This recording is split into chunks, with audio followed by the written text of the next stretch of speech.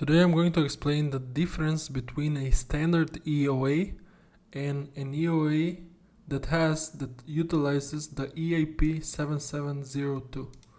This is a relatively new EIP, and it's always a good idea if you are interested in EIPs to learn about them, read about them on the official EIP's website. So the key difference between a standard EOA and the capabilities introduced by EIP-7702 is that an EOA can now have smart contract functionalities without needing to deploy a new smart contract or migrate funds to a different address. Let me explain the differences step by step.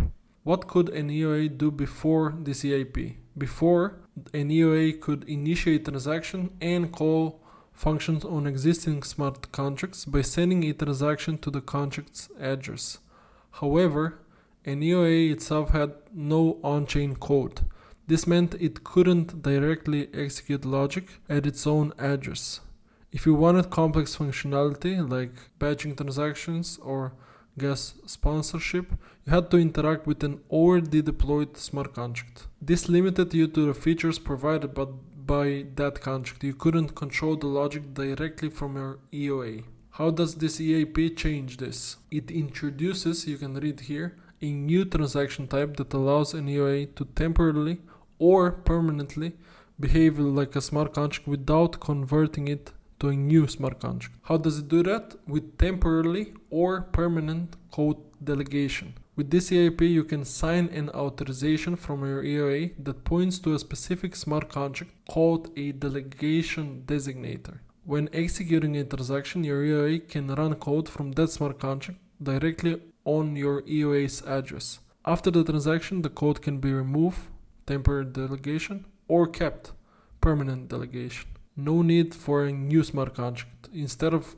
deploying a new contract or moving funds to a new address, your EOA can reuse code from an existing smart contract. This saves gas and preserves your existing address. So now with this EIP-7702, your EOA can execute batch transaction, enable gas sponsorship, delegate limited permission, support recovery mechanism to restore funds if you lose your private key. And the key difference is now the code runs on your EOA address. Before EIP-7702, when calling a smart contract from your EOA, the code executed at the smart contract address, not your EOA address. Your EOA remained empty without code and only initiated calls.